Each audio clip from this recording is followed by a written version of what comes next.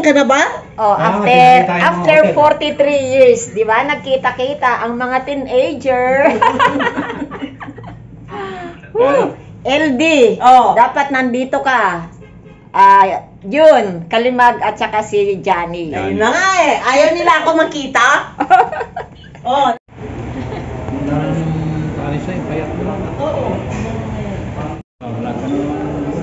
Oh. Siyempre, oh, di ba?